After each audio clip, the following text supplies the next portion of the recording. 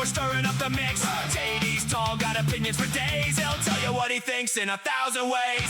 Mr. Tim, the old man in the crew, knows a little about everything, it's true. From history to dad jokes and bad advice, he's seen it all and he's paid the price. QLC is kicking down the door. QLC is kicking down the door. Say it loud, say it raw. We came in loud and we want more.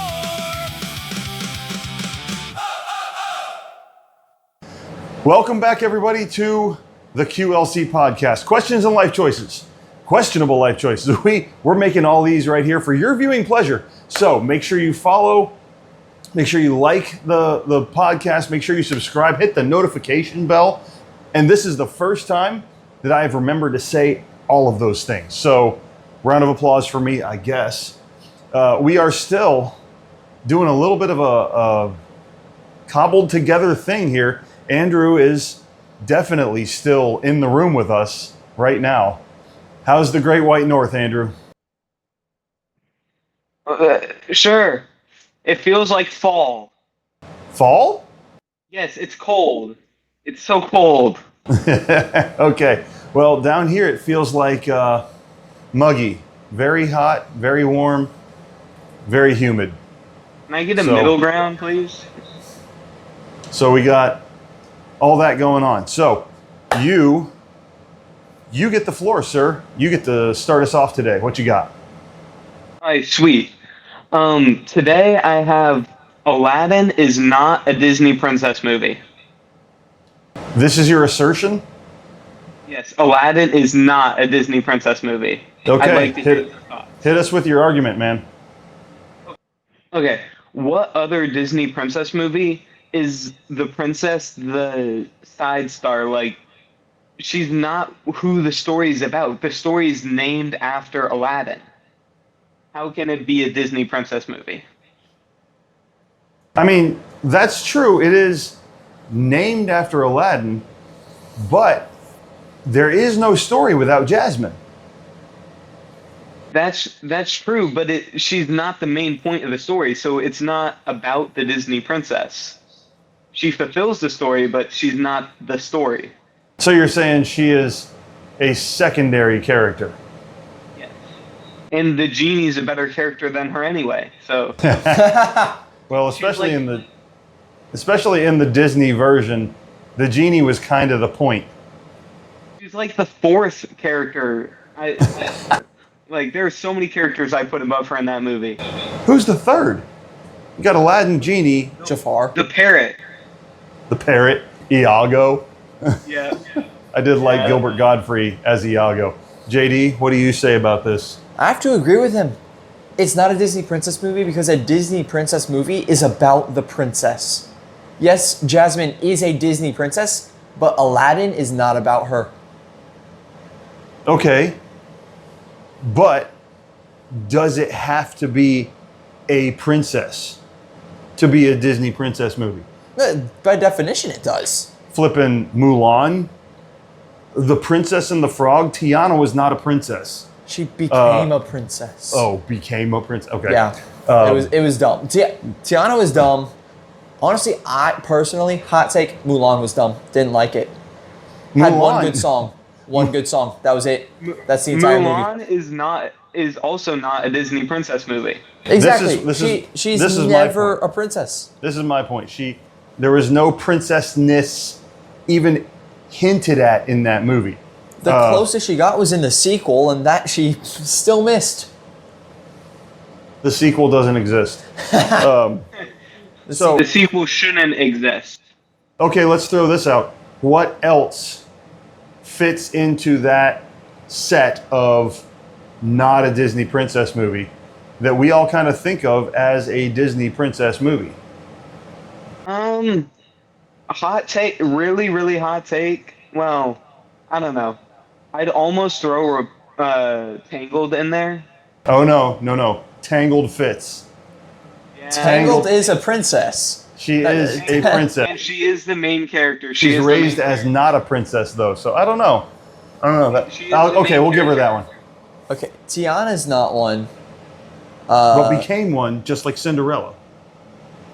If Tiana's not one, then Cinderella's not one. The dude was not a real Ooh, prince. That's a good point. Ooh. That's a good point. Okay, was not a real prince. To be fair, I've never watched The Princess and the Frog the whole way through because it's crap. Neither have I. Oh, so I'm just talking right out of pocket right now. For real, I'm the only one in here who watched this thing all the way through? And you admit it. Well, no. I Dude, know what? I think I've watched it like once when I was like 5 or something. Okay, Raylan made me watch it when I was 12, so I remember it a bit better. Apparently. First of all, You don't need the storyline. Yeah, I it's was true. just going We to do give not. qualifications for why it's not a Disney princess movie. Number one, the prince is a prince in title only. He's, Oh, the Prince of New Orleans? yeah, pretty much. Okay. Not a real prince, all right? And Tiana getting married to him. First of all, it had a really, really stupid resolution. He had to get kissed by a princess to be turned back into a human by a certain time, but then Tiana and him get married past that certain time, and he gets turned back into a human anyway. It just doesn't make sense. Like you set laws for the movie, and then you broke the laws for the movie. Okay. What about Beauty and the Beast? Beauty and the Beast. Yes. Yeah, that's a Disney princess Yes. movie. That's it because he is a prince and she does become He a is- princess. He is a prince? Yeah, he is a prince. Yeah, he's a prince. He's Legit? He was a Yeah. Yeah. Thought he was like a legit. At the French beginning of the duke or movie, the whole something. plot is that he's like No, this he's a evil prince. prince or whatever. Okay. I had to watch that recently for reasons undisclosed. Okay, but if he's a prince and his parents have passed away, doesn't that make him king? no, It because he never was Beast. It never shows Right, in he's the movie. his Beast, parents but- passing. Wouldn't she just skip princess and go right to queen since there is no king and queen? When he becomes a human again, he becomes king, right? Well, do they ever show the parents dying? Like, do they ever specify that? I mean, the land was cast into ruin, I don't know. Wait a minute. There's not that much lore with it. I know this because I watched Frozen. In order to become the king, he would have had to have been coronated. If he wasn't coronated because he was the beast, he would have still been the prince. Ooh. Ball knowledge. You made Okay, that- sure. He got me. Okay. All right. I want to move on because this is making my head hurt. But I'll go with you on your original proposition. Jasmine, though she is a princess, is not the main character, but she does fit princess. Can I But also she say is- Can I also say my own personal opinion? Yeah. How many of those Disney princess movies is the princess the best character? 0. The Little Mermaid. What about the crab That's guy? not true. The Little Mermaid. What? What about the crab? The crab? Sebastian. No, he's not better. What? He's good. He's not better. Fair enough. He has one Fair good enough. song. He has one That's good true. song. Under the Sea and Kiss the Girl are both fantastic songs. Okay, he's not better.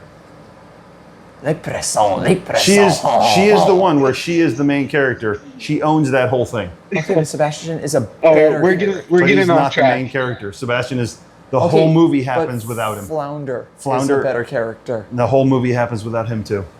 We're getting off track. Wait, here. Sebastian is there the whole time. The whole movie can go on exactly like it does without Sebastian or Flounder. That is The whole very plot true. can happen. Now Jasmine, that whole plot can't happen without her. But she's still the 4th best character.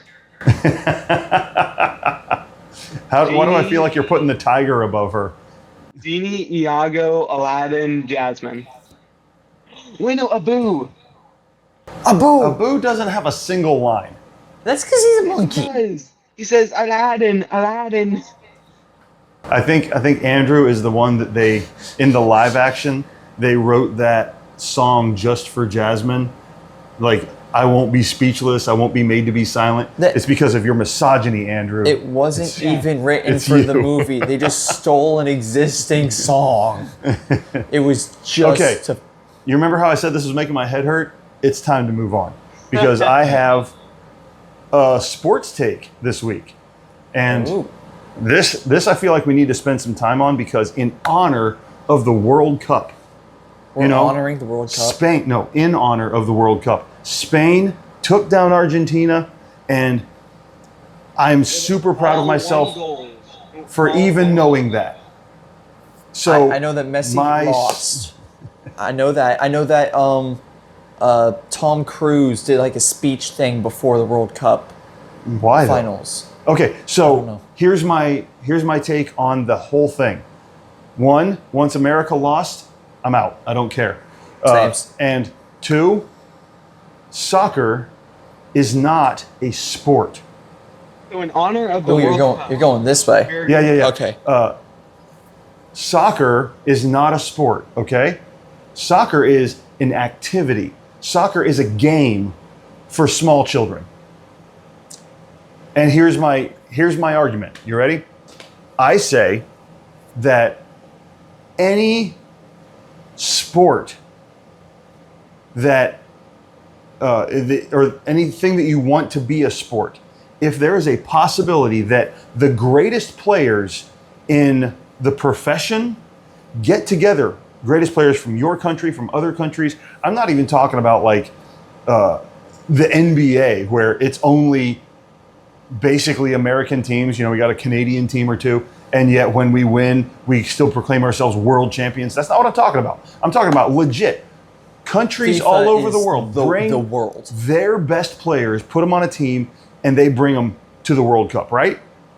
Yeah. But when we get in pool play, there is the possibility of, and every time they have it, there is actually games that end in a 0-0 tie in pool play. Can I play some devil's advocate here? Not yet. Because if you have your best players in a 0-0 tie. I think that actually the World Finals this year ended regulation in a 0-0 tie and they went to kickoffs. The two best teams. But at least in elimination games, they go to penalty kicks and they get a winner. Okay? Sometimes, that'll happen with actual sports like hockey. And, there's multiple things that make hockey a better thing altogether, but actually a sport. So that's my take. Play devil's advocate. My devil's advocate is I said this to my friend up here in Maine who really enjoys soccer, and he said something to me that it will end and show on the box score that it's a 0-0 tie, but it really went to penalty kicks. So I don't know whether that's true. Not in pool play. Not in pool play? Not in pool play. Okay. Yeah, I wasn't sure if that was true or not. And here's the other thing. These are supposed to be the best players in the world, right? Yeah. The best players from the country, the best players in the world. And you can't, number one, you can't get a single goal at all. Number two, who exactly knows how long the game is supposed to be? Nobody. That's fair. They don't know. This is a problem with soccer. If I can't look at the clock and go, 10 seconds left, I gotta score this goal. When in reality, there's 30 more minutes to the game. I've played soccer, and I used to just run around until the ref blew his whistle, and then we were like, oh, is that done or halftime? we had no idea. And there's the added aspect of the fact that everybody from Europe is going to get all uppity about the fact that we still call it soccer. When soccer. Legitimately, they're the ones that started it. Exactly. That term for it originated in England. We used their word, and now they're mad that we're still using their word. It can't be called football. Football's a real sport. Football has lots of points. Lots of points. Yeah, football has lots of points. Even And baseball has way more points. soccer is pointless. Okay. I got So- it. I got it, Uncle Tim. So here's my assertion. Soccer is a game for small children because we want to get them exercise, but they need to grow out of it. The other group that plays it, communists. Communists. That's fair. Because to act like Spain, small They're- Argentina. what's that, Andrew? Or adults that act like small children. No. It's just communists. That's the same thing. We just said the same thing. But they play that in those countries that have, their communism and not food. They play that there because all you need is something that approximates a ball. Sometimes it's just trash. You ever been to Mexico? They just kick trash. And that tree over there is the goal. You don't need equipment, and so you got to play soccer because you're poor.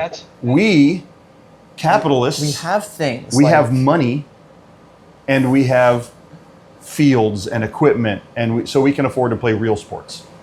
You can buy things like football posts and basketball Baseball hoops, bats. Baseball bats. Soccer is the perfect game for third world countries.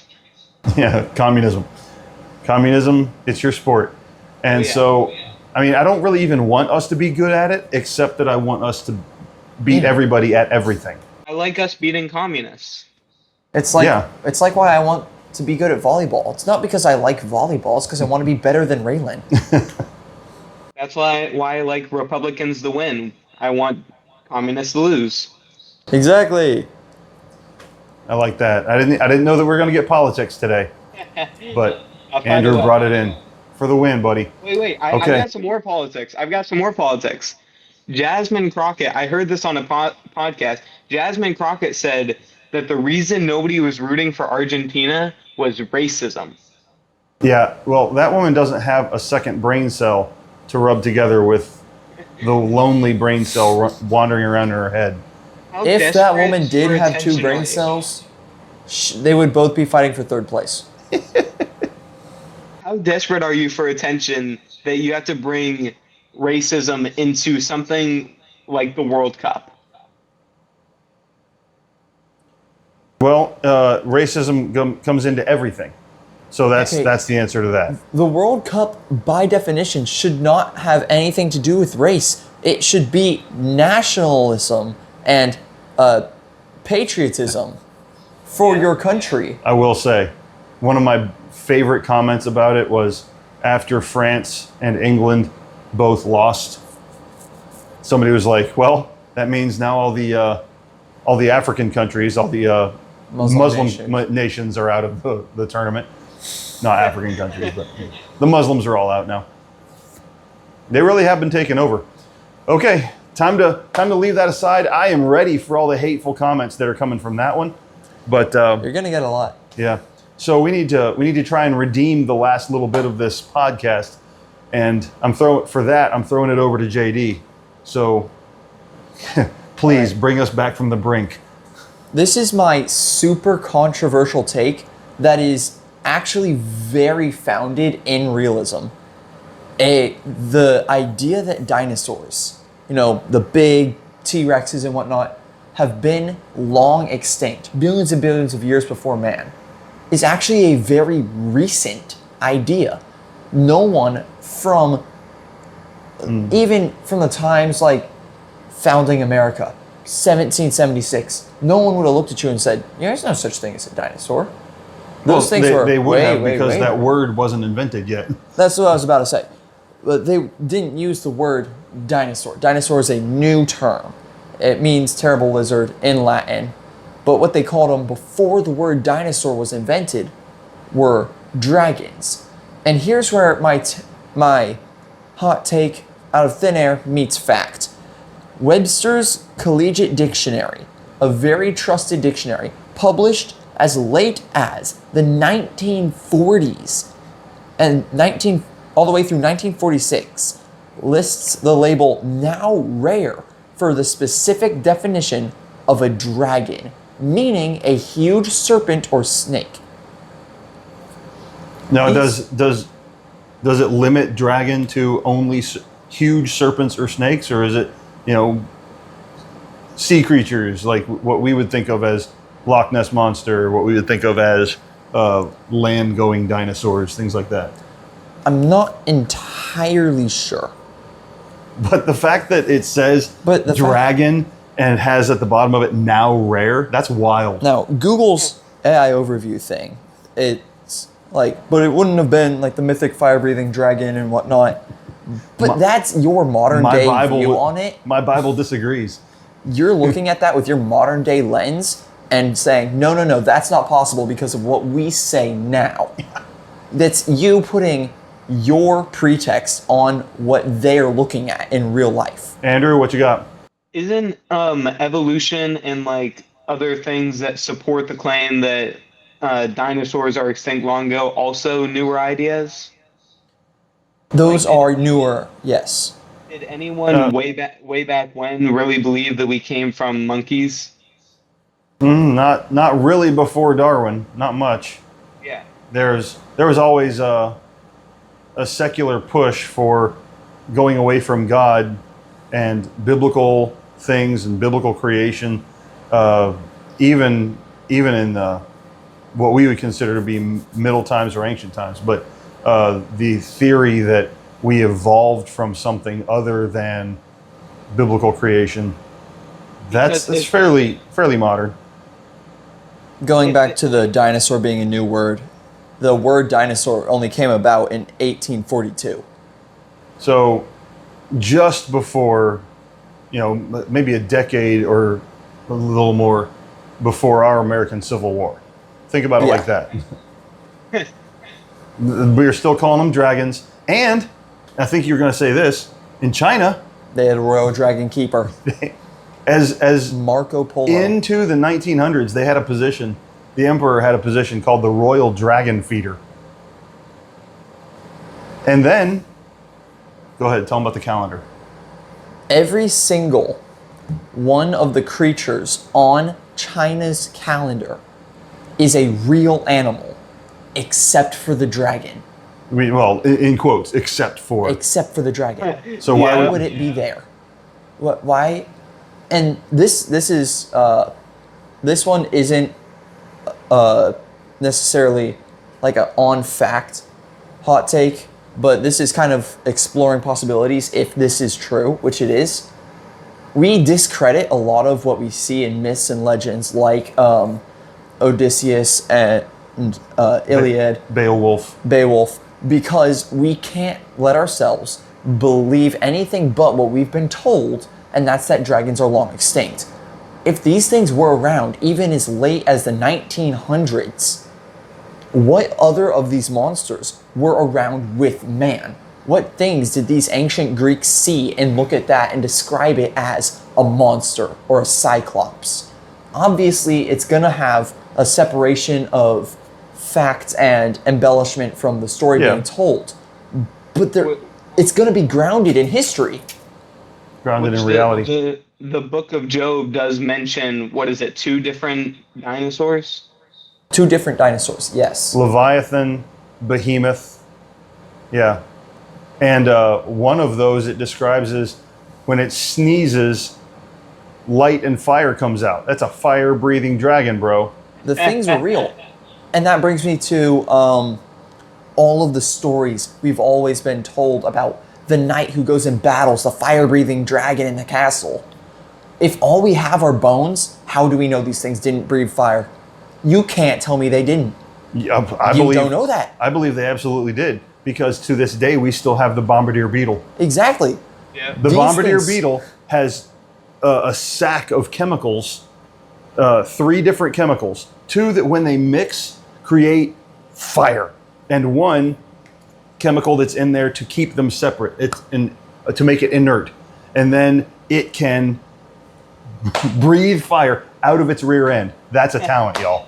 That is a talent. Sometimes I feel like that. Like you breathe fire out of your rear end? Yes. Taco Bell gets you. Yeah, especially now with that lettuce. Oh, yeah. So, that's a whole other topic for a different day. So, Okay, I like it. I'm with you on it. Just one more thing to kind of throw out there and solidify my myths were based in history. This is one that's been rolling around in my brain for a while. We have the myths of Hercules, right? The greatest god warrior, all right? This man could take down anything. And you wonder where they get these stories of this crazy man who can destroy armies. I know where you're going with it. Samson. There's, Where, I would, my only pushback would be just that we don't have anything that we can say, yeah, that links straight to Samson. We don't know that came from there, the region of the world or the time frames or whatever. But the through line does seem to point that way. I'm just not. I can't say for certain, but it makes sense. People have imaginations, and they write great stories. But yes, most stories have something real behind them. Like all the stories that ancient civilizations had concerning this big flood that people, so many people escaped from around the world. Yep, all around the world. Here's a weird one before we get out of here, and that's, I think that the flood is that the story of Atlantis is a flood story. That's a good one. I hadn't thought about that. And I'm not going to expand on that any further than that. Andrew, I'll toss it to you. What's your last thought for today? My last thought for today is they're trying to discredit the Bible through evolution by discrediting the author of the Bible, which is God. This is true. If there is no God, there's no accountability. Yep. Do what you want. They've been trying to find something to ruin the accountability of the Bible for all time, pretty much, ever since it became. My ending thought for today goes way different than that. I'm going to go lighthearted. And this is the first one, I think, where all three of us were wearing hats. That's true. I haven't worn a hat on the podcast before. Do you want to take the hat off? We out here setting records. So, all right, JD, what you got? I got two. One? Number one, well, Andrew said they're trying to discredit the Bible through just trying to discredit God, but also they're discrediting history, real history, to make the Bible not true. And also, other than that, don't be stupid. Don't be stupid, everybody.